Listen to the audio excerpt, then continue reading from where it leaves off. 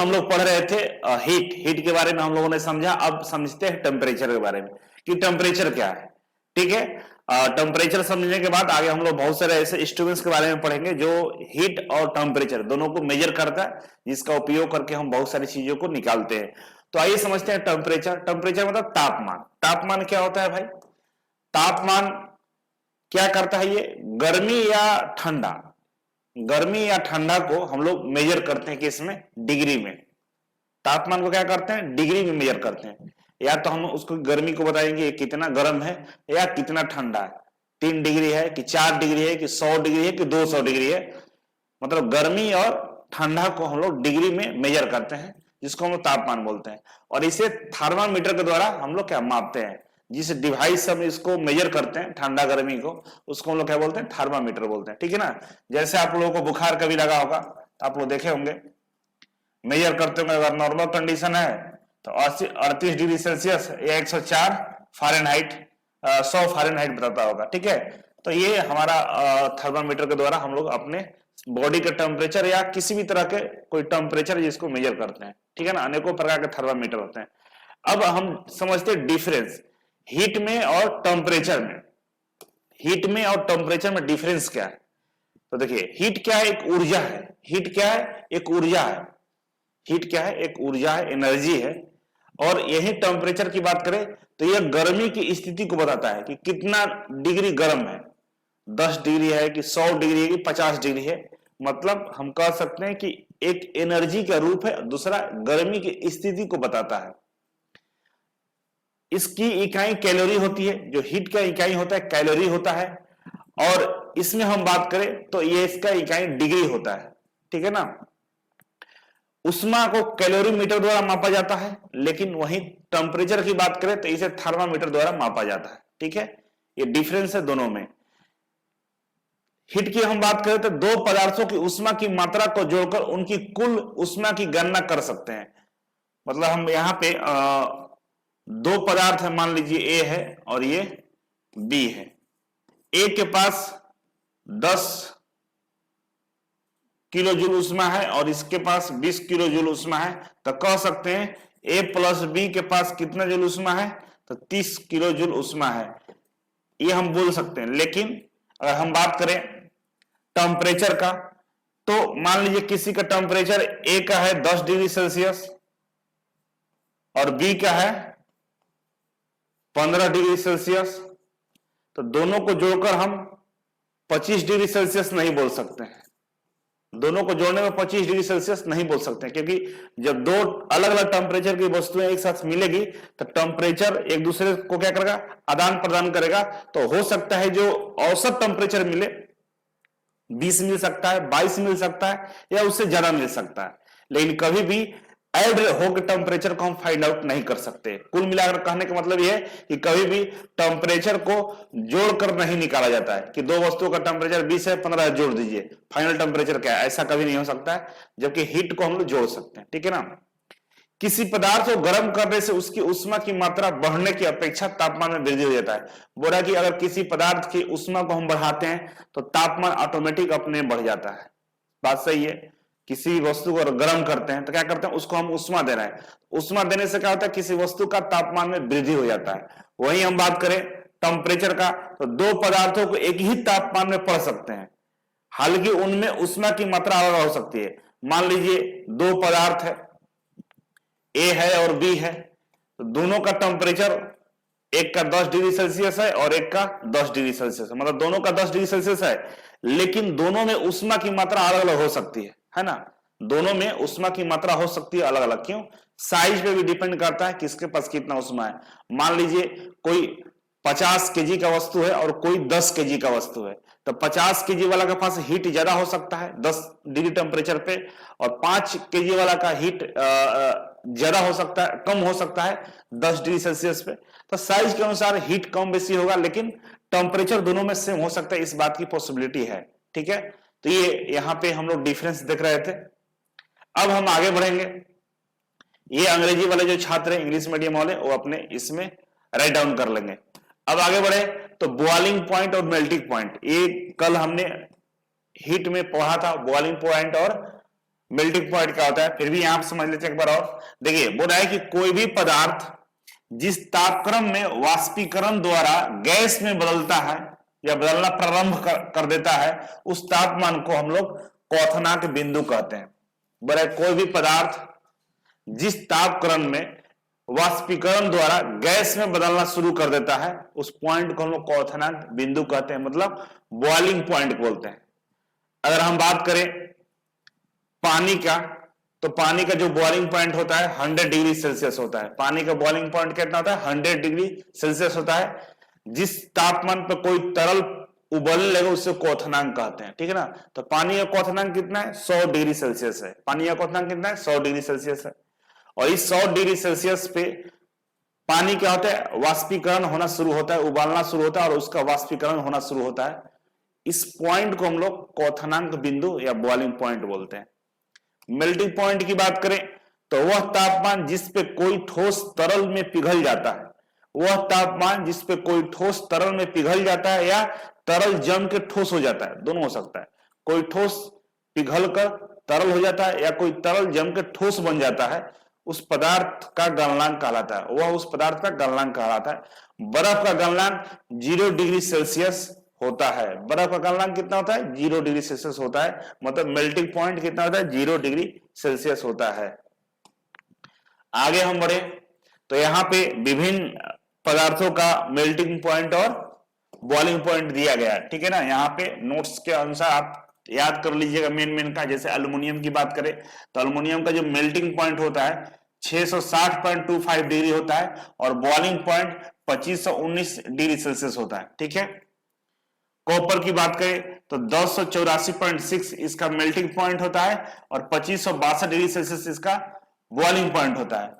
उसी तरह सिल्वर की बात करें तो 961 डिग्री सेल्सियस इसका मेल्टिंग पॉइंट है और इसका जो बॉइलिंग पॉइंट है 2162 डिग्री सेल्सियस इसका बॉइलिंग पॉइंट है। तो यहाँ सारे लगभग सभी तरह के पदार्थों का यहाँ पे बॉइलिंग पॉइंट और मेल्टिंग पॉइंट दिया हुआ है।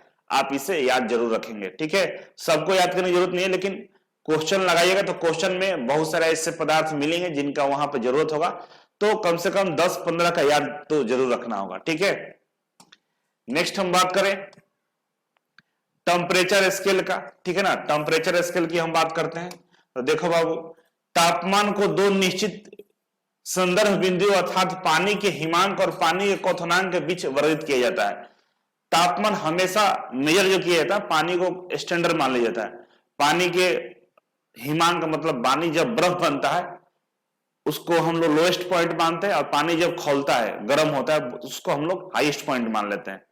तो मतलब 0 डिग्री सेल्सियस पे पानी क्या होता है, बर्फ बन जाता है और 100 डिग्री सेल्सियस पे पानी क्या होता है, खोलना शुरू होता है, जिसको बॉइलिंग पॉइंट बोलते हैं। तो मेल्टिंग पॉइंट और बॉइलिंग पॉइंट को दोनों को हम लोग ले लेते हैं मिनिमम, सबसे कम टेम्परेचर मेल्टिंग पॉइंट और सबसे हाई टेम्परेचर बॉइलिंग पॉइंट। इसी पे स्केल का निर्माण कर दिया जाता है, ठीक है ना। तो स्केल की हम बात करें तो अभी तक 4 तरह के स्केल हमारे नजर में है। 4 तरह के स्केल बनाया गया है। एक सेंटीग्रेड स्केल होता है, एक फ़ारेनहाइट होता है और एक केल्विन होता है, एक रूमर होता है। ये 4 तरह के स्केल का प्रयोग आजकल किया जाता है। मतलब अभी तक आविष्कार जो किया गया है, ऐसे स्केल की कमी नहीं है, लेकिन जो स्टैंडर्ड स्केल है 4 तरह के स्केल हम लोग बना कर रखे। अब ये जो स्केल होता है, इस स्केल में आपस में रिलेशन होता है। रिलेशन समझने से पहले ये समझ लीजिए कि जो सेंटीग्रेड होता है इसका फ्रीजिंग पॉइंट, पानी का जो फ्रीजिंग पॉइंट होता है ना, उसी को माना जाता है 0 डिग्री सेल्सियस। और इसका जो बॉइलिंग पॉइंट होता है 100 डिग्री सेल्सियस। मतलब पानी का आप समझ रहे हैं, पानी का मेल्टिंग पॉइंट और पानी का बॉइलिंग पॉइंट ये सेंटीग्रेड में होता है। फ़ारेनहाइट की बात करें तो ये 32 फ़ारेनहाइट होता है। मतलब सेंटीग्रेड का 0 डिग्री सेल्सियस, फ़ारेनहाइट में 32 फ़ारेनहाइट होता है। ये दोनों इक्वल है। 0 डिग्री सेल्सियस बोलिए या 32 फ़ारेनहाइट बोलिए, दोनों बराबर है। ये भी पानी का क्या है, फ्रीजिंग पॉइंट है। कौन से स्केल में, फ़ारेनहाइट में। फ़ारेनहाइट में पानी का फ्रीजिंग पॉइंट कितना होता है, 32 फ़ारेनहाइट होता है। और पानी का बॉइलिंग पॉइंट कितना होता है, 212 डिग्री फ़ारेनहाइट, ठीक है। उसी तरह केल्विन की हम बात करें तो केल्विन में फ्रीजिंग पॉइंट जो होता है 273 केल्विन होता है। अगर दोनों को कंपेयर करें तो सेंटीग्रेड में जो 0 डिग्री सेल्सियस होता है वो केल्विन में 273 केल्विन होता है। और पानी का जो बॉइलिंग पॉइंट होता है केल्विन में 373 डिग्री सेल्सियस होता है। उसी तरह रूमर की बात करें, रूमर मतलब आर, तो रूमर में 0 डिग्री जो सेंटीग्रेड होता है फ्रीजिंग पॉइंट, रूमर में भी 0 डिग्री ही होता है फ्रीजिंग पॉइंट। और बॉइलिंग पॉइंट की बात करें तो इसमें 80 डिग्री को बॉइलिंग पॉइंट माना जाता है और सेंटीग्रेड में 100 डिग्री को, ठीक है ना। तो ये याद रखिएगा किसमें कितना होता है। अब ये जो स्केल है, ये जो चारों स्केल है, इसमें आपस में रिलेशन होता है। स्केल का जो रिलेशन बताने की बात करें तो इन लोगों का जो रिलेशन निकालने का जो फॉर्मूला है उसके अनुसार देखिए, सबसे पहले स्केल का नाम लिखते हैं। मान लीजिए सेंटीग्रेड है तो यहां पे हम लिख देंगे सेंटीग्रेड। क्या करेंगे, सेंटीग्रेड लिख दिए, ये सेंटीग्रेड हो गया, ठीक है। माइनस करते हैं हम लोग freezing point, minus freezing point, ठीक है, माइनस फ्रीजिंग पॉइंट अपन बॉइलिंग पॉइंट, अपन boiling point minus freezing point, ठीक है। इस तरह से स्केल को हम लोग क्या कहते हैं, निर्माण करते हैं।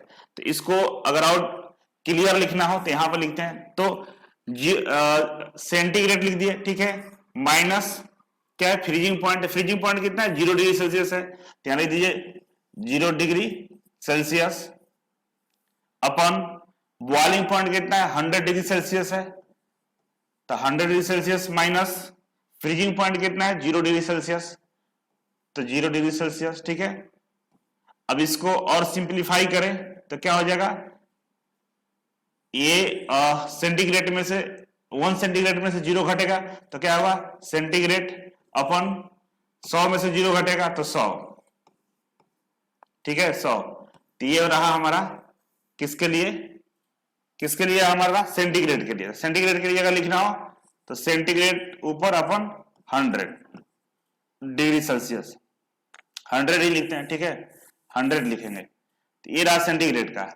उसी तरह से हम फ़ारेनहाइट की बात करें तो फ़ारेनहाइट में क्या होता है, देखो फॉर्मूला क्या है, फ़ारेनहाइट लिख दीजिए पहले, ठीक है, माइनस फ्रीजिंग पॉइंट कितना है 32 डिग्री सेल्सियस है, 32 डिग्री फ़ारेनहाइट है, ठीक है, 32 डिग्री फ़ारेनहाइट है, अपन boiling point minus freezing point, boiling point कितना है 212 माइनस 32, ठीक है। तो इसको सिंप्लीफाई करोगे तो इसका फॉर्मूला निकल के ये आता है फ़ारेनहाइट माइनस 32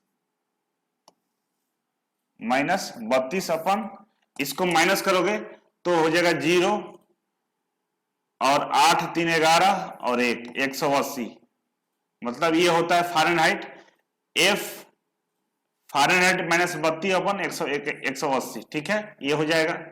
उसी तरह से केल्विन की बात करें तो केल्विन का भी वही काम होता है। केल्विन कैसे निकलेगा, तो केल्विन माइनस फ्रीजिंग पॉइंट कितना है केल्विन का 273 अपन की बात करें तो boiling point minus freezing point, boiling point कितना है 373 माइनस 273, तो देखे होंगे, इसको सिंप्लीफाई करेंगे तो लिखेंगे हम लोग क्या, के 273 अपन 100 हो जाएगा ना, क्या होगा 100।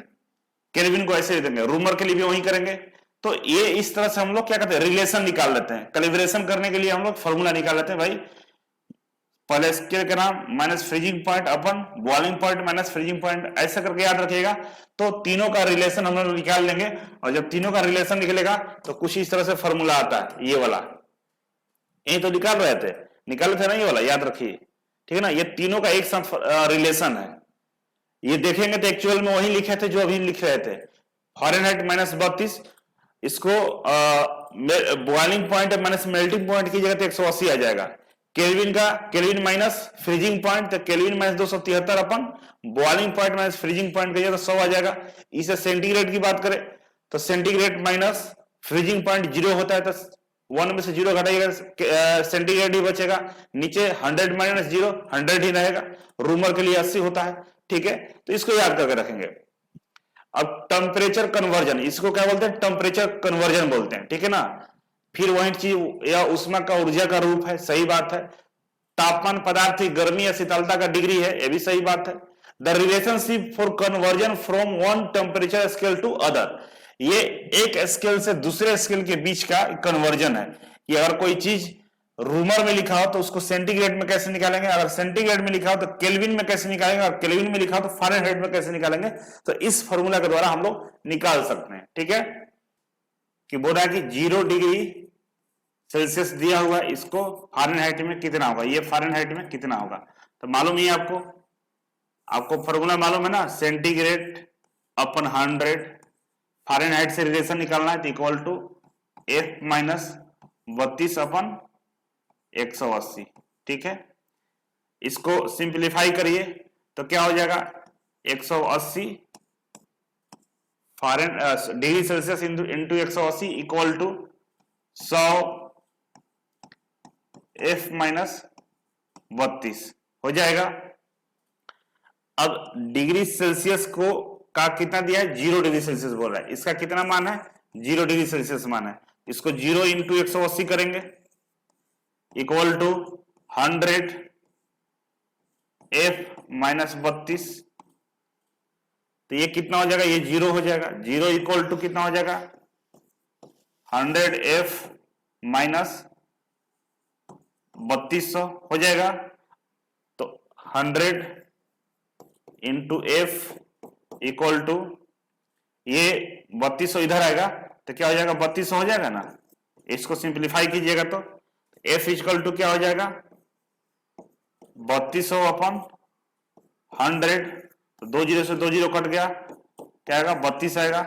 मतलब आंसर F इक्वल टू क्या होगा, 32 आ गया। मतलब हो गया F इक्वल टू 32 फ़ारेनहाइट। ठीक है ना, 32 क्या हो गया, फ़ारेनहाइट आ गया, 32 डिग्री फ़ारेनहाइट। तो 0 डिग्री सेल्सियस कितने के बराबर है, 32 फ़ारेनहाइट के बराबर है। ठीक है ना, 32 डिग्री फ़ारेनहाइट के बराबर है कौन सा, 0 डिग्री सेल्सियस। और निकला कैसे, इस फॉर्मूले से। इस तरह से इसको सिंप्लीफाई आप लोग कर लेंगे। अब हम बात करें, इसको 70 डिग्री है, बोल रहा है कि ये 70 डिग्री सेल्सियस है, इसको कन्वर्ट करके रूमर में बताइए, रूमर में ये कितना होगा, रूमर में कितना होगा। तो फिर वही फॉर्मूला लिखेंगे हम लोग, डिग्री सेल्सियस अपन 100 इक्वल टू R रूमर अपन कितना होता है, 80 होता है। ठीक है, तो मल्टीप्लाई कर लीजिए, तो डिग्री सेल्सियस इंटू 80 हो जाएगा, और इधर जाएगा ये, तो हो जाएगा R इंटू 100 हो जाएगा ना। डिग्री सेल्सियस कितने के बराबर दिया हुआ है, 70 दिया हुआ है, तो इसको 70 लिख लीजिए और इंटू 80 लिख लीजिए इक्वल टू R इंटू 100। ठीक है, तो यहां पे निकालिए, R इक्वल टू क्या हो जाएगा, इसको उधर कर लीजिए, तो 70 इंटू 80 अपन 100 हो जाएगा भाई, ये इसके नीचे आ जाएगा, हो जाएगा ना। 1 0 गया, इससे ये गया, तो R इक्वल टू कितना हो जाएगा, 8 7 56 हो जाएगा। तो रूमर में ये 56 हो जाएगा हमारा, क्या 56 रूमर हो जाएगा। ठीक है, तो कह सकते हैं कि 70 डिग्री जो सेल्सियस है रूमर में, वो 56 डिग्री रूमर होता है। ठीक है, रूमर में वो 56 डिग्री रूमर होता है। अब हो गया ये नेक्स्ट और है, ये 40 डिग्री को फ़ारेनहाइट में कन्वर्ट करना है। तो देखिए 40 को फ़ारेनहाइट में, तो फिर दिया हुआ है डिग्री सेल्सियस में दिया हुआ है, तो कितना दिया हुआ भाई, -40 डिग्री सेल्सियस दिया हुआ है, और फ़ारेनहाइट में ये कितना होगा, बोला कि फ़ारेनहाइट में बताइए। तो फिर वही फॉर्मूला, डिग्री सेल्सियस अपन 100 इक्वल टू F माइनस 32 अपन 180। ठीक है, सिंप्लीफाई करिए तो हमारा F माइनस 32 इंटू 100 हो जाएगा इक्वल टू हो जाएगा डिग्री सेल्सियस इंटू 180 हो जाएगा ना। अब इसको, अब ये वाले चीज को इसके नीचे ले जा सकते हैं, तो लिख सकते हैं F minus 32 equal two degree Celsius into 180 अपन में 100, ये हो सकता है ना। इसको और सिंप्लीफाई करें तो F माइनस 32 इक्वल टू हो जाएगा डिग्री सेल्सियस का मान -40 इंटू 180 अपन 100 कटा लीजिए यहां से, तो हो जाएगा हमारा 18 चौक, 18 चौक कितना होता है, 18 इंटू 4 से गुना कर दीजिए, तो 18 चौक 72 हो जाएगा। इसको इधर हम कर लेते हैं, f माइनस 32 इक्वल टू ये 18 चौक 72, तो माइनस 72 हो गया, ठीक है। अब इसको और सिंप्लीफाई करिए, f इक्वल टू, तो 32 उस तरफ जाएगा, तो माइनस 72 प्लस 32, तो घटा लीजिए, ठीक है। तो घटाइएगा तो कितना आ जाएगा भाई, तो ये घटाने पे ये 0 हो गया, 4 माइनस 40 डिग्री हो जाएगा, ठीक है ना, माइनस 40 डिग्री। तो फ़ारेनहाइट में कितना आया, माइनस 40 डिग्री आया। मतलब कह सकते हैं कि डिग्री सेल्सियस में minus 40 degree Celsius minus 40 Fahrenheit के बराबर होता है। ये फ़ारेनहाइट और डिग्री सेल्सियस कब बराबर होता है, माइनस 40 डिग्री पे ये दोनों बराबर हो जाते हैं। देख सकते हैं यहाँ पे आ गया 40 माइनस 40 डिग्री सेल्सियस था, और इसको जब हम फ़ारेनहाइट में कन्वर्ट किए तो फ़ारेनहाइट में भी minus 40 degree Celsius, minus 40 degree Fahrenheit आ गया। तो इस कंडीशन में ये दोनों बराबर होता है। अब इसको कन्वर्ट करना हो, नेक्स्ट ये चौथा नंबर देखिए, यहां भी दिया हुआ डिग्री सेल्सियस में 37 डिग्री सेल्सियस दिया हुआ, केल्विन में पूछ रहा है, तो केल्विन के साथ रिलेशन क्या होगा, डिग्री सेंटीग्रेड अपन 100 इक्वल टू के माइनस 273, मतलब फ्रीजिंग पॉइंट अपन डिफरेंस, तो 100 डिफरेंस होता है फ्रीजिंग पॉइंट से मेल्टिंग पॉइंट के बीच में। इसको सिंप्लीफाई कर लीजिए, तो ये हो जाएगा के minus 273 100 equal to C into 100, इधर हो जाएगा।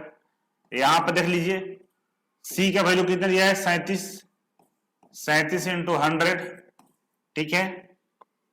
अब के माइनस 273 इक्वल टू हो जाएगा 37 इंटू 100 अपन 100, ये जो 100 है ना, इसके नीचे आ गया, ये दोनों कट गया, ठीक है। तो 37 बचा, के इक्वल टू क्या हो जाएगा, ये 273 उधर जाएगा तो प्लस हो जाएगा, 273 प्लस 37 इक्वल टू करेंगे, ये दोनों को जोड़ेंगे तो ये 310 केल्विन हो जाएगा। 310 क्या हो गया, केल्विन हो गया। मतलब 37 डिग्री सेल्सियस को अगर हम केल्विन में कन्वर्ट करते हैं तो ये 210 केल्विन हो जाता है, और ये इस रिलेशन से हम लोग निकाल लिए।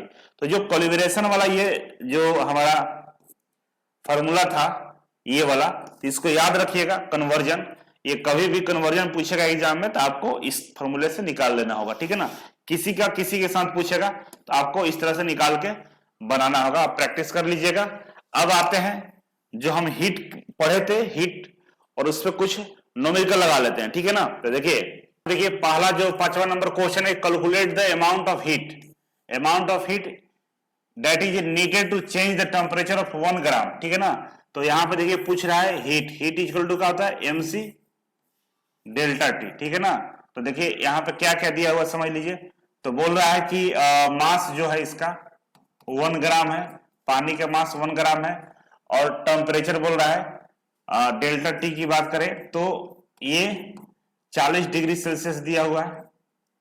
गिवन दैट स्पेसिफिक हीट की बात करें, सी की बात करें तो 4.2 जूल पर ग्राम केल्विन दिया हुआ है, ठीक है ना। ये केल्विन से नहीं घबराना है, 40 डिग्री सेल्सियस है, केल्विन एक ही होता है। यहाँ दो हम लोग केवल डायरेक्ट लिखे, क्योंकि टेम्परेचर डिफरेंस नहीं दिया हुआ है, डायरेक्ट टेम्परेचर दिया हुआ है, ठीक है ना। डेल्टा टी ही दे दिया है 40 डिग्री सेल्सियस, मतलब टेम्परेचर का डिफरेंस है 40 डिग्री सेल्सियस का। और ये जो मास है, मास ग्राम में दिया हुआ है, तो यहाँ पे देखिए स्पेसिफिक हीट भी ग्राम में दिया हुआ है, 4.2 जूल पर ग्राम केल्विन है। तो अगर स्पेसिफिक हीट ग्राम में दिया हुआ है तो मास को भी ग्राम में रखेंगे।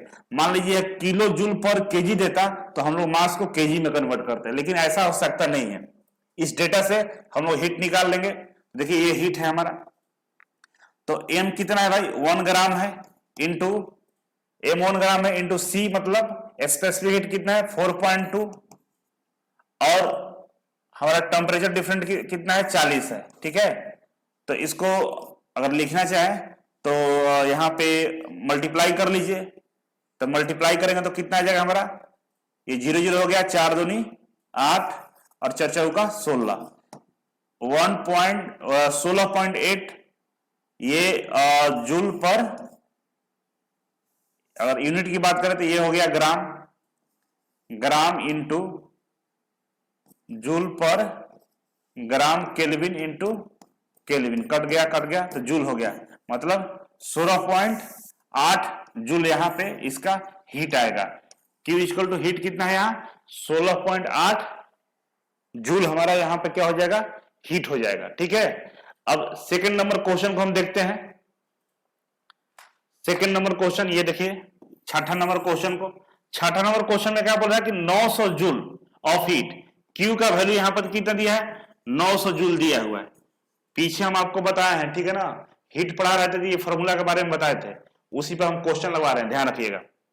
900 जूल हीट दिया हुआ है, apply to a mass of lead 0.5 kg। देखिए यहां पर मास किसमें दिया है केजी में 0.5 kg, ठीक है ना, किलोग्राम। चेंज इस टेम्परेचर फ्रॉम 20 डिग्री से 40 डिग्री, डेल्टा टी दिया हुआ है 20 degree Celsius to 40 degree Celsius. अगर डिफरेंस की बात करें तो ये 20 डिग्री सेल्सियस ही हो रहा है। ठीक है, determine its specific heat capacity, specific heat capacity पूछ रहा है, तो यहां पे फॉर्मूला वही लगाएंगे। Q इक्वल टू क्या होता है एम सी डेल्टा टी, ठीक है ना, एम सी डेल्टा टी।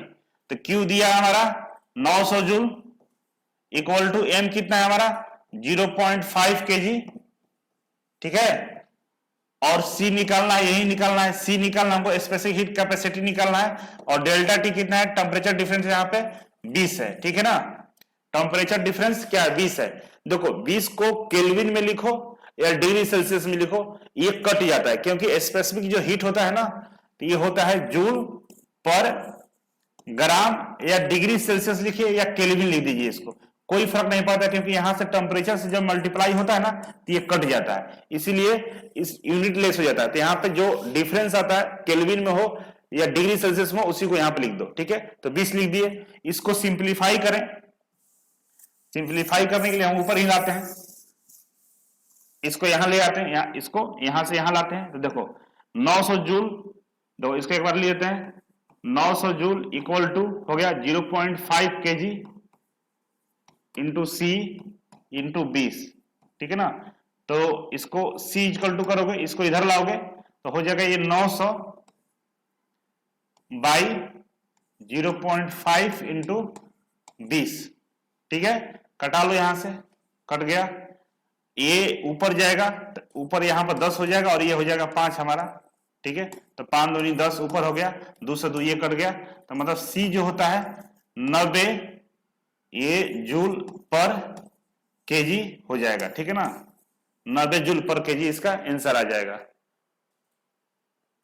अब केल्विन यहां लिख सकते हो या डिग्री से, बात बराबर है। ठीक है ना, 90 जूल पर केजी आ गया, ये आंसर हुआ इसका। ऐसे आप सिंप्लीफाई कर लोगे, आई होप आपको समझ में आ रहा होगा।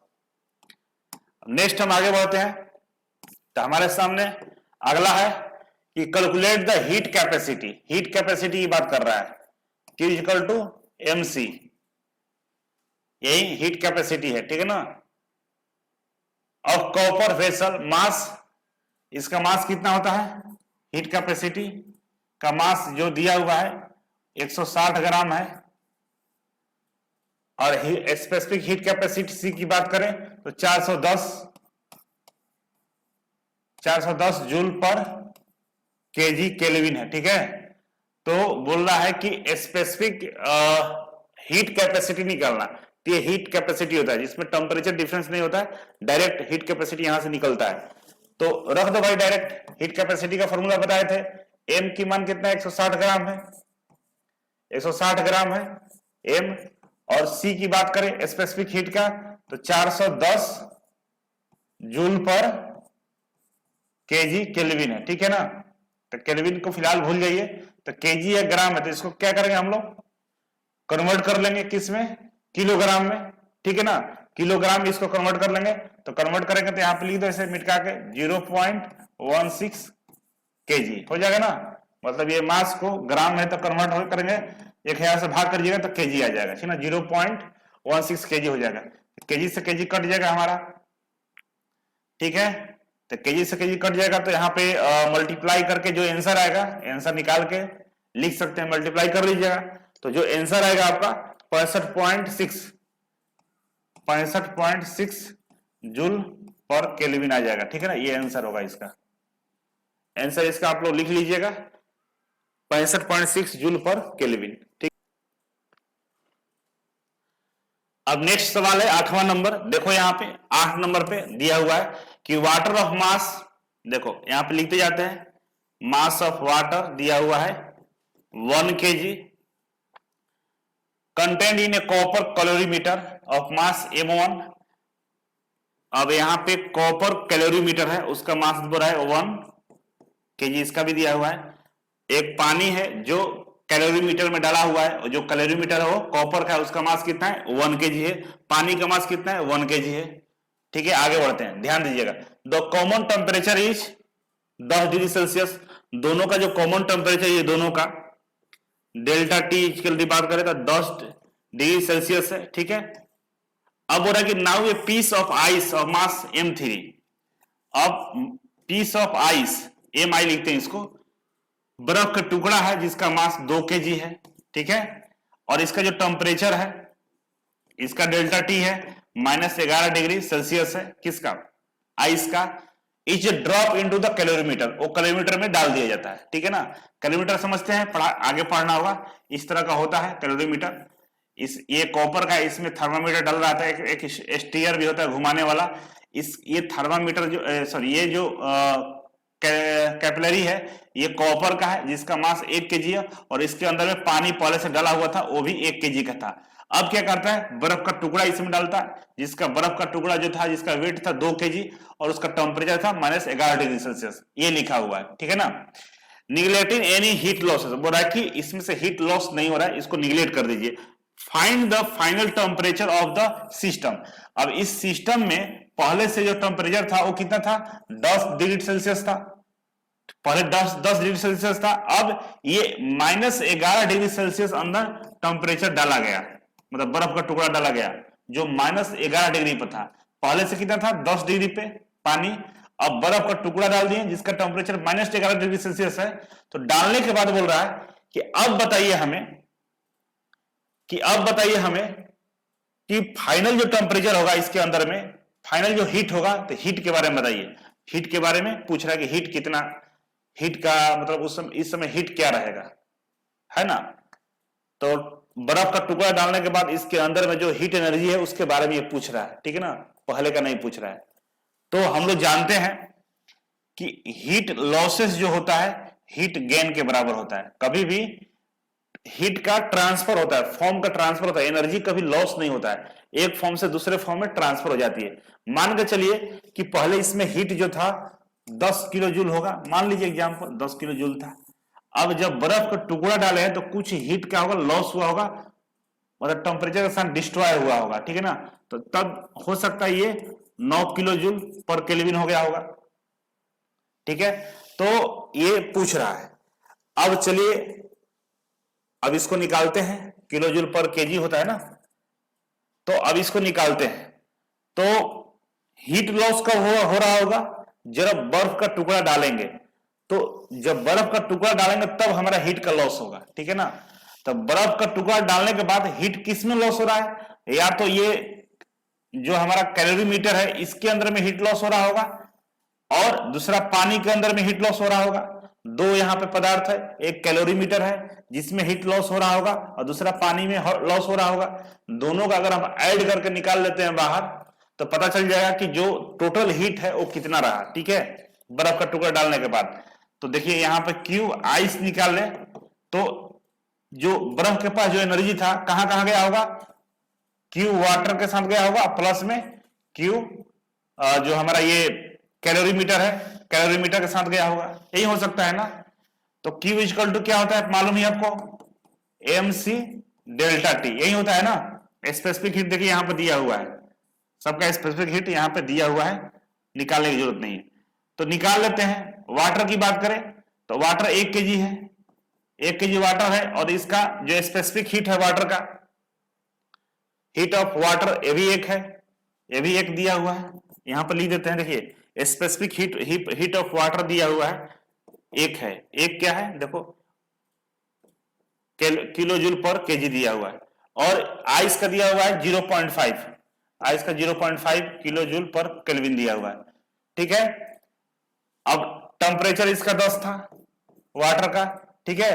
प्लस में अब हम बात करें कॉपर का, जो कैलोरीमीटर है, तो इसका जो वजन था किसका, ये कॉपर वाला का, तो कॉपर का वजन इसका भी 1 था, ठीक है ना, 1 kg का था। और इसकी जो स्पेसिफिक हीट है कॉपर का 0.1 है, तो कितना होगा 0.1 हो जाएगा। और इसका भी टेम्परेचर कितना था 10 था, ठीक है। अब मल्टीप्लाई कर लीजिए, तो ये गुना करने पे ये वाला संख्या 10 हो जाएगा, ठीक है। ये गुना करो 1 इंटू 1 इंटू 10, 10 हो गया। इधर गुना करो 1 इंटू 0.1, तो 0.1 में गुना करोगे 10 से, तो ये हो जाएगा 1।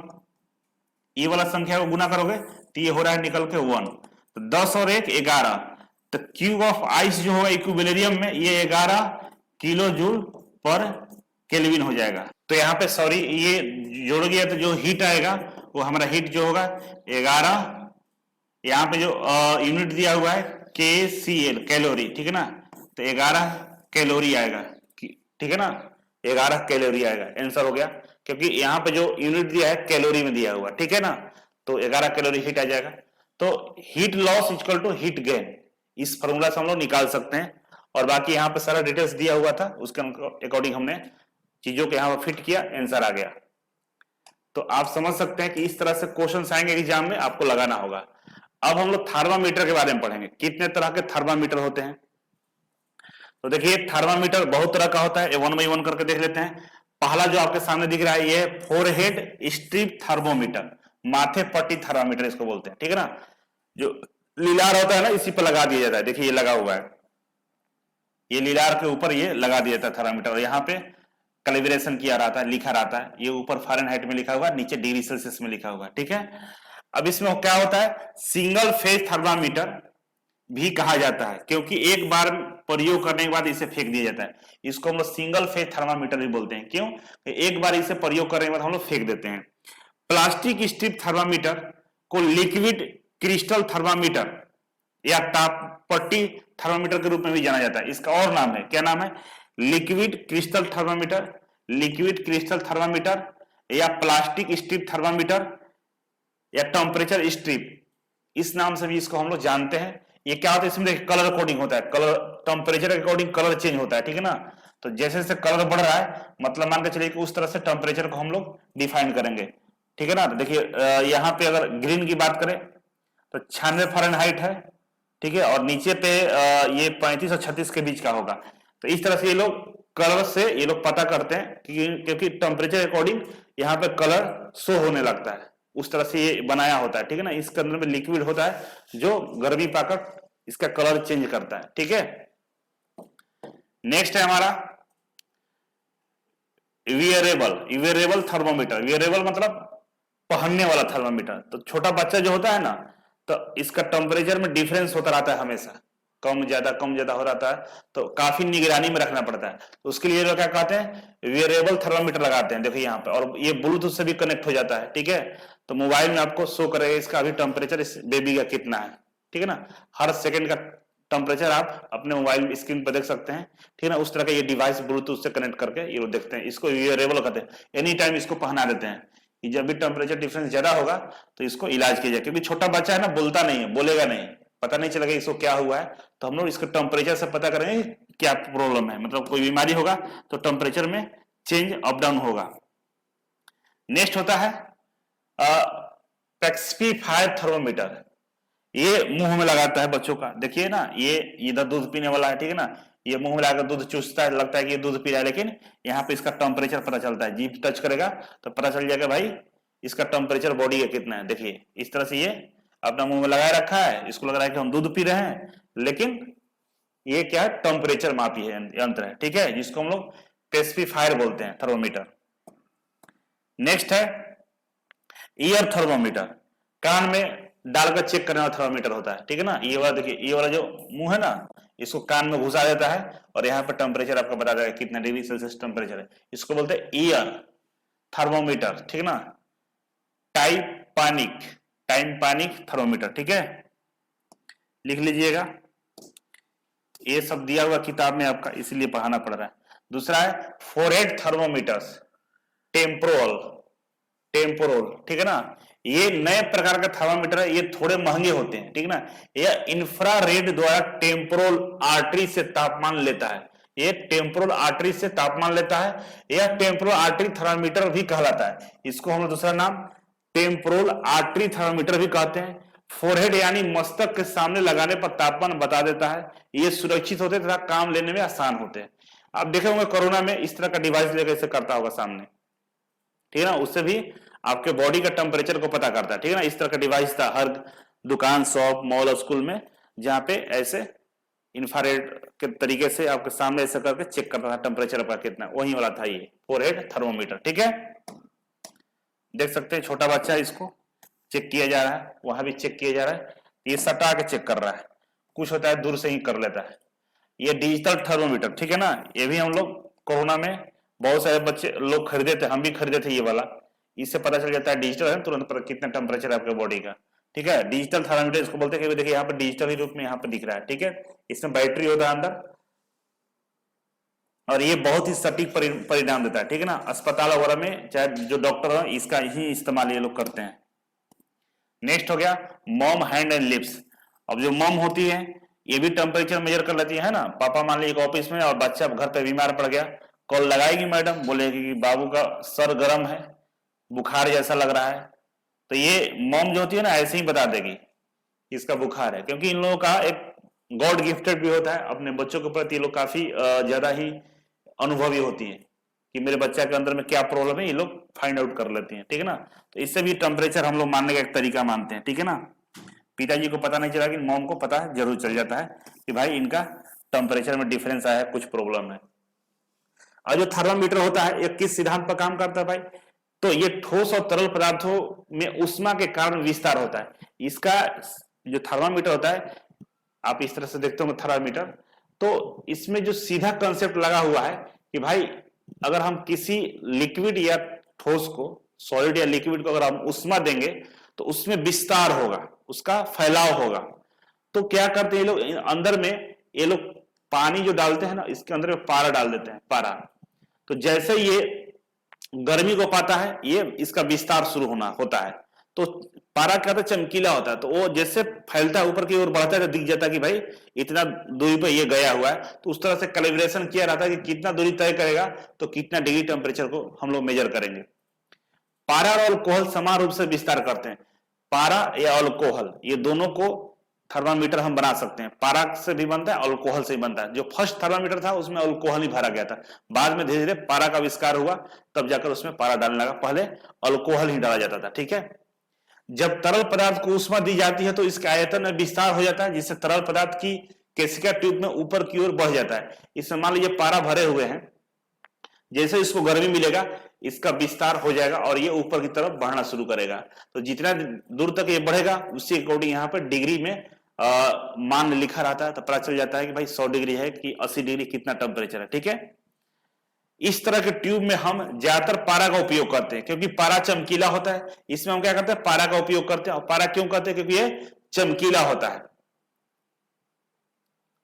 और पारा को इंग्लिश में मरकरी बोलते हैं, ठीक है ना, मरकरी का यूज करते हैं क्योंकि यह चमकीला होता है और यह ट्यूब के दीवार में चिपकता नहीं है। ये जो कैपिलरी है ना, इसके ये ट्यूब जो है इसमें ये चिपकता नहीं है। और इसका उपयोग हम 300 डिग्री तक के तापमान को मेजर करने के लिए कर सकते हैं। 300 डिग्री सेल्सियस तक के तापमान को मेजर करने के लिए हम लोग मरकरी का उपयोग कर सकते हैं, पारा का उपयोग कर सकते हैं, ठीक। तो चलिए अब हम लोग पढ़ेंगे टेम्परेचर मेजरिंग इंस्ट्रूमेंट्स के बारे में, ठीक है ना। इसमें से 3-4 टाइप्स के होते हैं जो अब हम लोगों को पढ़ना है नेवी के सिलेबस में। तो 3-4 टाइप के जो टेम्परेचर मेजरिंग इंस्ट्रूमेंट्स है उसके बारे में समझते हैं। सबसे पहला हमारे पास है कैलोरीमीटर, ऊष्मामापी, ठीक है ना। कैलोरीमीटर के बारे में समझते हैं। कैलोरीमीटर क्या होता है, देखिए इसमें जो डिस्क का बनाव होता है उसको समझिए पहले। सबसे पहले इसका जो इनर इसके आउटर वेसल होता है, ये जो बाहरी वाला होता है उसको आउटर वेसल बोलते हैं। कैलोरीमीटर में बाहरी वाले भाग को हम लोग आउटर वेसल बोलते हैं। ये आउटर वेसल हो गया, ठीक है। इसके बाद एक इनर वेसल बनाया जाता है, ठीक है, एक इनर वेसल बनाया जाता है। ये हो गया इनर वेसल, ठीक है, ये इनर वेसल हो गया। इसके बाद हम लोग हीट रेजिस्टेंस रिंग यहाँ पे हम लोग क्या करते हैं, लॉक करते हैं। आउटर इनर वेसल जहां बनता है वहां पर लॉक करते हैं। इसको हम लोग हीट रेजिस्टेंस रिंग के तहत हम लोग लॉक करते हैं, ठीक है। और ये इनर वेसल और आउटर वेसल के बीच में एयर गैप होता है, एयर गैप होता है, ठीक है ना, एयर गैप, इसको एयर कैविटी बोलते हैं। और एक स्टीरियर हम लोग लगाते हैं इसके अंदर में, इसको स्टीरियर बोलते हैं, छड़ी है जो अंदर में जो लिक्विड होता है उसको मिलाता है, ठीक है। और हीट रेजिस्टेंस लीड होता है, ऊपर से हम लोग हीट रेजिस्टेंस लीड से हम लोग क्या करते हैं, कवर कर देते हैं। तो पूरी तरह से ये आइसोलेटेड हो जाता है, मतलब इसके अंदर से हीट ना बाहर आ सकता है ना अंदर जा सकता है, ठीक है ना, पूरी तरह से आइसोलेटेड सिस्टम बनाते हैं। और इसके अंदर में एक थर्मामीटर लगा देते हैं, ठीक है। अब क्या करते हैं, नीचे से हम हीट देते हैं या इलेक्ट्रिक के थ्रू, इसमें इलेक्ट्रिक के थ्रू अगर हम हीट देते हैं अंदर में, तो उस समय ये जो अंदर पे जो केमिकल है, जो भी लिक्विड है अंदर, उसमें टेम्परेचर में क्या डिफरेंस हो रहा है, टेम्परेचर में क्या चेंज हो रहा है, उसको हम लोग मेजर करते हैं। क्योंकि अगर इसको ओपन में करेंगे तो मान लीजिए बाहरी उष्मा का भी प्रभाव पड़ सकता है, इसीलिए हम लोग इस तरह के कैलोरीमीटर बनाकर उसके अंदर में हम लोग उसके टेम्परेचर डिफरेंस को मेजर करते हैं। ये नॉर्मली अस्पतालों में, लेबोरेटरी में इस तरह से लिक्विड्स को या जो मेडिकल जो चीजें होती है, मेडिकल जो केमिकल्स होते हैं, उसका टेम्परेचर नापने के लिए प्रयोग में लाया जाता है, ठीक है ना। डिटेल्स में नहीं पढ़ना हम लोग को, इसीलिए डिटेल्स में हम नहीं बता रहे हैं, बस इसका प्रोसेस यही होता है कि इसके अंदर एक हीट दी जाती है बाहर से, तो हीट देने पे ये लिक्विड गर्म होता है, और जो लिक्विड गर्म होता है तो एक साथ गर्म नहीं होता है, तो इसको इस जो छड़ी है ना, इससे हम लोग गोल गोल ऐसे घुमा घुमा के पूरा लिक्विड को मिलाते हैं। तो जब लिक्विड पूरी तरह से मिलता है तो सारे मोलिकुल्स में इसके जो टेम्परेचर होते हैं ना, सेम टेम्परेचर हो जाता है। उस समय हम लोग ये थर्मामीटर पे रीडिंग को चेक कर लेते हैं कि इसके अंदर में टेम्परेचर में क्या बदलाव आया है, ठीक है ना। तो इसको यहां पर अगर पढ़ें तो देखिए, उष्मा की मात्रा को मापने के लिए उपयोग किए जाने वाला उपकरण मिक्सर विधि को कैलोरीमीटर कहा जाता है। मिक्सर विधि है, ठीक है ना। मिक्सर विधि क्यों है, क्योंकि एक छड़ी स्टीयर द्वारा हम लोग क्या करते हैं, लिक्विड को मिलाते हैं, जिससे इसका पूरा ओवरऑल टेम्परेचर समान हो जाए, एक जैसा हो जाए, तो इसको मिक्सर विधि बोलते हैं और इसे कैलोरीमीटर कहा जाता है। तो कैलोरीमीटर में ही हम लोग मिक्सर विधि का इस्तेमाल करते हैं, ठीक है। It is nothing but cylindrical shape vessel and stirrer made out of mostly copper. और ये जो बनता है ये मोस्टली कॉपर का होता है। ये जो बाहरी और इनर जो सेल है ये किसका होता है, कॉपर का होता है, ठीक है ना। इनर और आउटर सेल इसका वेसल से होता है, ये कॉपर का होता है, तो ठीक है ना। इसी तरह से दिखता है कैलोरीमीटर। और इसका प्रयोग कहां करेंगे, रासायनिक पदार्थों को टेम्परेचर को मेजर करने के लिए किया जाता है, लेबोरेटरी में किया जाता है, अस्पतालों में किया जाता है, ठीक है। ये नेक्स्ट हम देखते हैं थर्मोकपल, ठीक है। थर्मोकपल के बारे में समझते हैं। तो थर्मोकपल में क्या होता है कि दो तरह के मेटल लेते हैं, अलग अलग दो तरह का मेटल होता है। मेटल का वायर मान लीजिए, मेटल कर लीजिए, मान लीजिए एक टाइप ए हो गया और एक टाइप बी हो गया, दोनों को एक पॉइंट पर हम लोग जोड़ लेते हैं, इसको हम लोग जंक्शन बोलते हैं, ठीक है ना। और सिमिलर इसको आगे इस तरह से बढ़ाकर इधर भी हम लोग जोड़ सकते हैं, यहां भी जोड़ देंगे और ये यहां भी जंक्शन का निर्माण करेंगे। और ये जो जंक्शन बनेगा इसको हम लोग क्या बोलेंगे, कोल्ड जंक्शन बोलेंगे, ठीक है। और बीच में हम एक वायर से कैलोरी जो हमारा जो जिससे हम लोग करंट वोल्ट मारते हैं, वोल्ट मीटर लगा देते हैं, ठीक है, जिससे यहाँ पर डिफ्लेक्शन दिखता है, वोल्ट दिखता है, ठीक है। अब क्या करते हैं, इस वाले एक पॉइंट पे जो हॉट जंक्शन होता है इसको हम लोग गर्म करते हैं, और इधर ये कोल्ड जंक्शन है, ठंडा है। तो गर्म करने से क्या होता है, पोटेंशियल डिफरेंस होता है। पोटेंशियल डिफरेंस के कारण हमारा जो इलेक्ट्रॉन है, इलेक्ट्रॉन का प्रवाह होना शुरू होता है किधर, गर्म से ठंडे की ओर, ठीक है। और जब इलेक्ट्रॉन का प्रवाह होता है तो आपको मालूम है इसका मतलब है कि वोल्ट जनरेट हो रहा है, ईएमएफ जनरेट हो रहा है, और ये ईएमएफ हमें वोल्ट मीटर में दिखता है। और यहाँ पे एक वोल्ट मीटर को कन्वर्ट करने के लिए टेम्परेचर में, स्केल में हम लोग एक थर्मामीटर लगा लेते हैं, जिससे हमको पता चलता है कि कितना डिग्री सेल्सियस टेम्परेचर है। तो ये इसका उपयोग कहां करते हैं हम लोग, लगभग 300 डिग्री सेल्सियस से लेकर 1200 डिग्री सेल्सियस के टेम्परेचर को मेजर करने के लिए हम लोग ऐसा करते हैं। ये कहां करते हैं, जहां पे बहुत ज्यादा टेम्परेचर है, जहां पे हम लोग जा नहीं सकते, वहां पे ये वाले बाईमेटल को घुसेड़ देते हैं अंदर, ठीक है ना। और ये जब गर्म होता है तो इससे जो ईएमएफ जनरेट होता है उससे हम लोग पता कर लेते हैं कि भाई इसके इस रूम के अंदर कितना टेम्परेचर है, ठीक है ना।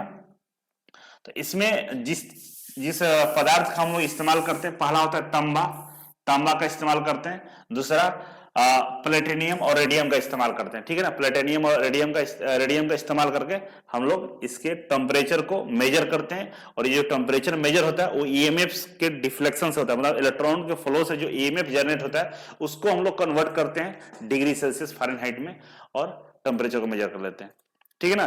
300 से ज्यादा हायर टेम्परेचर मेजर करना और 1200 डिग्री सेल्सियस कम करना, उसके लिए इसका हम लोग इस्तेमाल करते हैं, ठीक है, समझ गए होंगे। अब अब दूसरा आता है बाई मेटालिक। नेक्स्ट है हमारे पास bi metallic thermometer. Bi metallic thermometer क्या होता है भाई, समझिए इसको। एक वीडियो है, वीडियो को पहले देख लीजिए, इसके बाद आपको हम बताते हैं। ये देखिए, देखिए यहाँ पे कोई भी जो मेटल होता है ना, तो उसमें दो तरह के वस्तु, दो तरह के हम स्टील और ब्रास से हम लोग क्या करते हैं, मेटल का स्ट्रिप को निर्माण करते हैं और उसको हम लोग गर्म करते हैं। किसी गर्म चीज से गर्म करते हैं तो क्या होता है, गर्म करने से बैंड होना शुरू होता है, ठीक है ना। और इधर बाहर स्केल लगा हुआ है, तो पता चल जाता है कि भाई कितने डिग्री टेम्परेचर को गर्म करने पर कितना डिग्री सेल्सियस तक ये बैंड होगा। फिर हम टेम्परेचर को डाउन करते हैं, फिर ऑटोमेटिक उसी जगह पे आ जाता है, ठीक है। तो इसको, इसी कंसेप्ट को एक स्केल के फॉर्म में कन्वर्ट कर लेता है। देख सकते हैं गर्म करने पर फैल रहा है और गर्म नहीं करने पर सिकुड़ रहा है। तो कितना गर्म करने पर कितना फैलता है, उसको उस तरह से हम लोग स्केल का निर्माण करते हैं। देख सकते हैं यहाँ पे इस तरह का आता है, इधर सेंसर लगा हुआ है, ठीक है, स्केल बना दिया इधर, और पीछे उसी तरह का कोलैबोरेशन कर लेता है। इस तरह से स्पाइरल शेप में अंदर मेटल को लगाता है, जिसमें स्टील और ब्रास होता है, और ये लगा हुआ देखिए। अब ये क्या कर रहा है, इसमें फिट कर दिया और यहाँ पर लॉक कर दिया, इधर स्केल लगा हुआ है। अब क्या होगा कि गर्म करने पे थोड़ा सा ऐसे घूमेगा, रोटेट करेगा तो इधर क्या होगा, ये स्केल इधर ऐसे रोटेट करेगा, इससे हम लोग टेम्परेचर को मेजर कर लेंगे। तो इस तरह से बाई मेटल जो थर्मोमीटर होता है ये काम करता है, ठीक है। तो ये देख सकते हैं कंस्ट्रक्शन कुछ इस तरह का होता है, जो मार्केट में खरीदेगा तो कुछ इस तरह का होता है, लेकिन ओरिजिनल में आपको पता था ना, ये इस कंसेप्ट पर काम करता है, गर्म और ठंडा ये कंसेप्ट पर काम करता है। तो ये पीछे वाले भाग को हम लोग जहां गर्म बहुत ज्यादा उसमें घुसेड़ देंगे और इधर टेम्परेचर डिफ्लेक्शन से हम पता कर लेंगे भाई टेम्परेचर कितना है, ठीक है, समझ गए। अब यहां पर देखिए इस तरह का ये लिखा हुआ कि बाई मेटालिक स्ट्रिप होता है जो हेलिक्स टाइप पे होता है, और ये सेंसिंग बल्ब होता है जिससे हम लोग पता करते हैं, और ये फ्री एंड होता है जो स्केल पे ऐसे ऐसे ये पॉइंटर मूव करेगा, ठीक है। तो इस तरह से इसका निर्माण किया जाता है। द्विव धातु थर्मामीटर इसको बोला जाता है। क्या बोलता है, द्विव धातु, हिंदी इंग्लिश में बाई मेटालिक थर्मामीटर बोलता है, ठीक है। और द्विव धातु एक सर्पिलर में मोड़ दिया जाता है जो तापमान बढ़ने पर घुंघराले हो जाता है, समझ आया ना, हिंदी में लिखा हुआ है। मतलब ये द्विव धातु जो एक सर्पिलर आकार में मोड़ दिया जाता है, ठीक है ना, स्पाइरल शेप में, और गर्म करने पर क्या होता है, फैलता है, और ठंडा करने पर सिकुड़ जाता है। और जो फैलना और सिकुड़ना कब होता है, ठंडा और गर्म से हो रहा है, उस तरह से इसको स्केल में कन्वर्ट करके यहाँ पर हम लोग चेक कर लेते हैं। ज्यादा डिटेल्स में नहीं पढ़ना, इसलिए ज्यादा डिटेल्स में हम नहीं पढ़ रहे हैं, बस जो जरूरत है उतना बताकर हम आगे बढ़ रहे हैं, ठीक है। अब नेक्स्ट है हमारे पास पायरोमीटर। पायरोमीटर क्या होता है कि बहुत ज्यादा हाई टेम्परेचर को मेजर करना हो ना, जैसे भट्टी फर्नेस होता है, फर्नेस में कहते हैं भीड़ नहीं जा सकते, नजदीक नहीं जा सकते ना, उसमें कोई बाई मेटालिक या थर्मोकपल कुछ भी नहीं लगा सकते क्योंकि सबको गला देगा। जो फर्नेस होता है उसका जो टेम्परेचर होता है 3000 डिग्री सेल्सियस होता है, तो वहां पे हम लोग किसी चीज का इस्तेमाल नहीं कर सकते हैं।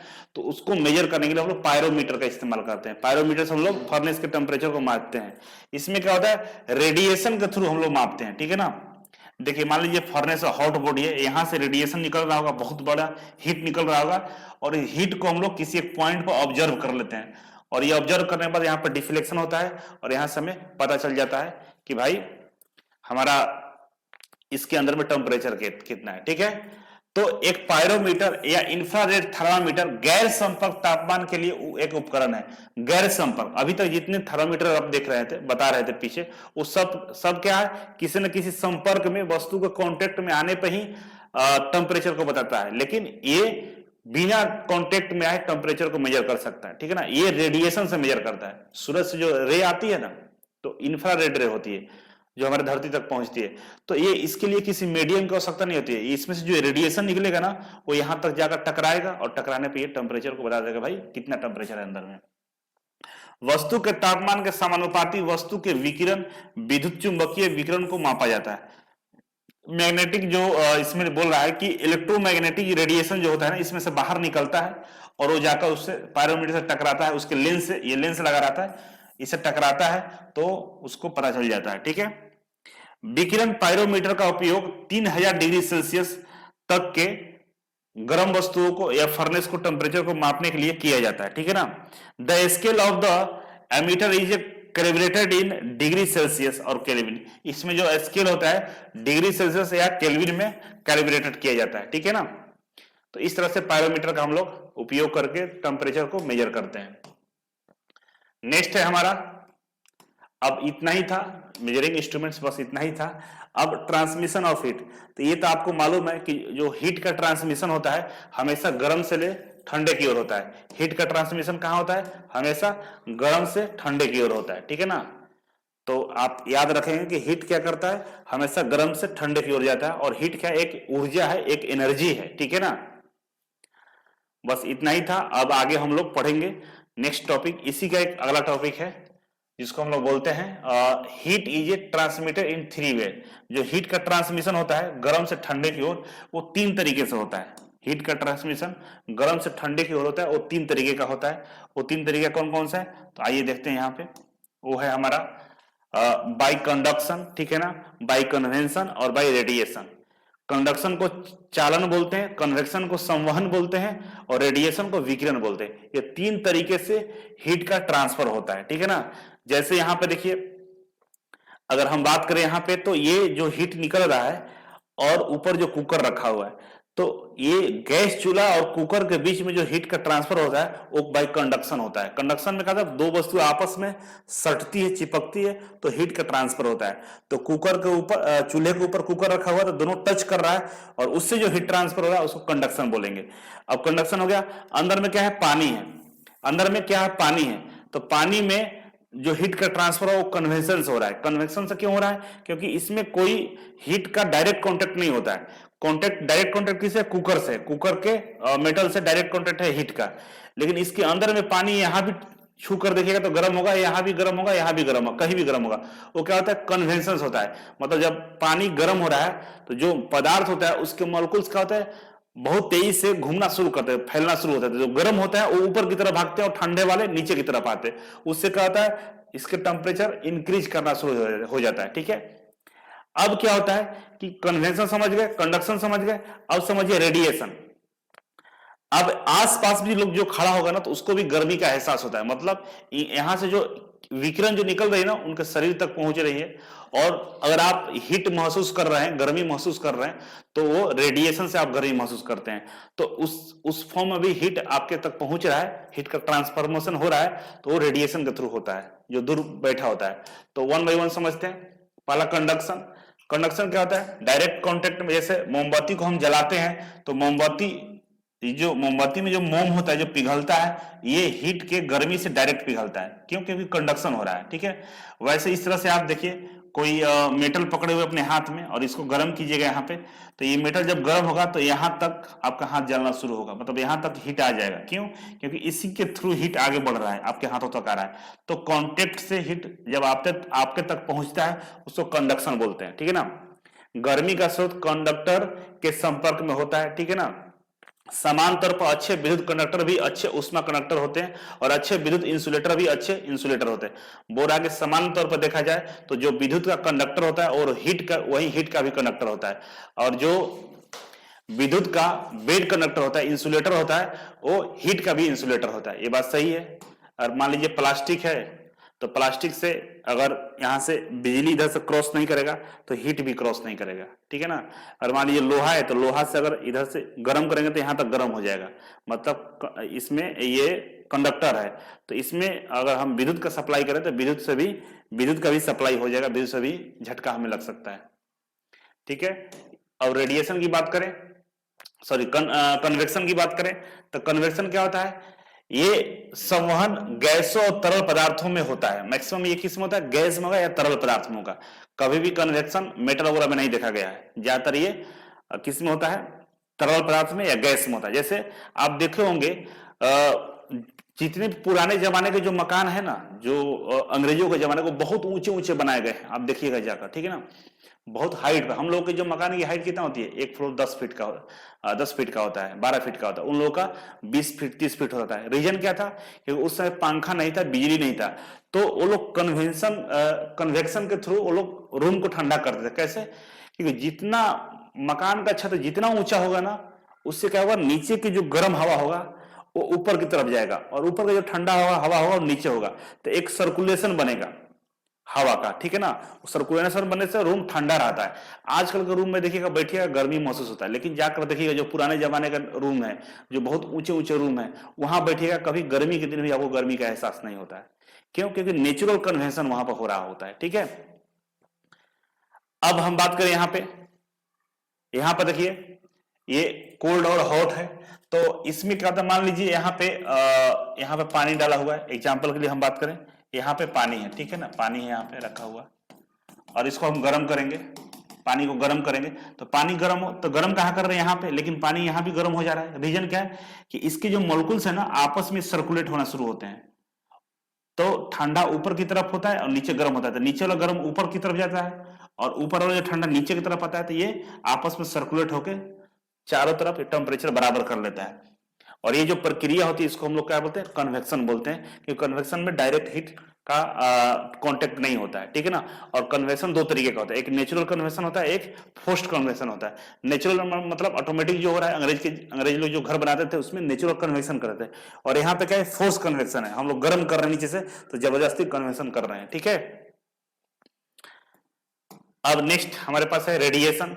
तो रेडिएशन क्या होता है बाबू, देखो यहाँ पर रेडिएशन ये होता है कि मान लो ठंड के दिनों में आप ये आग जलाते हो, क्यों, गर्मी पाने के लिए। तो ऐसा नहीं कि आग जलाकर इसलिए बढ़ जाते हो, दूर रहते हो, दूर होते तो क्या होता है, यहाँ से इंफ्रारेड जो विकिरण है निकलते हैं और आपके हाथों तक, आपके शरीर तक पहुंचते हैं। तो ये जो हो रहा है ना, बिना कॉन्टेक्ट के, किसी भी तरह का कोई मीडियम नहीं है और इसके बावजूद आपको गर्मी मिल रहा है, मतलब ये रेडिएशन का ही प्रभाव है, ठीक है। और हाई रेडिएशन जब हो जाता है तो वहीं जो तरंग दैर्ध्य होता है बहुत हाई रेडिएशन में बहुत ज्यादा खतरनाक हो जाती है। रेडिएशन कम है तो थोड़ा सा कम खतरनाक होता है। परमाणु बम वगैरह का रेडिएशन बहुत ज्यादा हाई होता है तो उसमें हमारा शरीर इफेक्टेड होता है, हम लोग मर जाते हैं। लेकिन इस तरह का रेडिएशन बहुत स्लो होता है, कम इसके तरंग दैर्ध्य होता है, तो उससे कोई ज्यादा इफेक्ट हमारे शरीर को नहीं पड़ता है। लेकिन वहीं और नजदीक चले जाइएगा आपके पास तो रेडिएशन का मात्रा बढ़ेगा, तो आपको हाथ पर जल भी सकता है, ठीक है। तो उसमें विकिरण में विद्युत चुंबकीय तरंगों के उत्सर्जन से ये हमें रेडिएशन होता है। मतलब थर्मल रेडिएशन में क्या होता है, इलेक्ट्रोमैग्नेटिक वेव का निर्माण होता है। इलेक्ट्रोमैग्नेटिक वेव हमारे शरीर तक पहुंचता है, जहां उष्मा की तरंगें उत्सर्जित होती है, जो ठंडे वस्तु के माध्यम से अवशोषित, परावर्तित या प्रेषित होती है। यहां अगर रेडिएशन निकल रहा है तो क्या होगा, ये जो हाथ है ये क्या हो, ठंडा है पहले से, तो ये क्या करेगा, इस रेडिएशन को ऑब्जर्व कर लेगा, मतलब अवशोषित कर लेगा, ठीक है। और कहीं कहीं रेडिएशन का रिफ्लेक्शन भी होता है, परावर्तित भी होता है ना। मान लिया ऐसा वस्तु से टकराया रेडिएशन जहां से वो ऑब्जर्व नहीं किया तो उसको वापस भी भेज देगा, ठीक है। सूरज की जो लाइट है उसमें क्या होता है, चुंबकीय इलेक्ट्रोमैग्नेटिक वेव होता है। सूरज का जो लाइट होता है ना, इलेक्ट्रोमैग्नेटिक वेव है, जो हमारे पृथ्वी तक पहुंचता है और पृथ्वी को गर्म करता है। सूरज की लाइट में इलेक्ट्रोमैग्नेटिक वेव होता है जो हमारे धरती तक पहुंचता है और धरती को गर्म रखता है। अब ये जो इलेक्ट्रोमैग्नेटिक वेव जो होता है ना, ये किसी मीडियम में ट्रांसफर नहीं करता, विदाउट मीडियम भी ट्रांसफर कर सकता है, क्योंकि देखो सूरज कहाँ है और धरती तक आता है लाइट उसका, ये आने के क्रम में बीच में बहुत सारा ऐसा मीडियम मिला होगा जहां पे ना हवा होगा, ना वहां पे कोई गुरुत्वाकर्षण होगा, कुछ भी नहीं होगा, फिर भी ये ट्रेवल करके हमारे धरती तक पहुंच जाता है। तो इलेक्ट्रोमैग्नेटिक वेव के लिए किसी मीडियम की आवश्यकता नहीं होती है। गर्म वस्तु उसमें तरंगों को उत्सर्जित करता है। गर्म जो वस्तु होता है ना, वो क्या करता है, उष्मा तरंग को उत्सर्जित करता है। ये गर्म वस्तु क्या कर रहा है, उष्मा तरंग को उत्सर्जित कर रहा है, रेडिएशन को पैदा कर रहा है और ये रेडिएशन हमारे तक पहुंचता है। इस विकिरण को इंफ्रारेड भी कहा जाता है। विकिरण को ले जाने के लिए किसी माध्यम की आवश्यकता नहीं होती है, रेडिएशन को ले जाने के लिए किसी माध्यम की आवश्यकता नहीं होती है।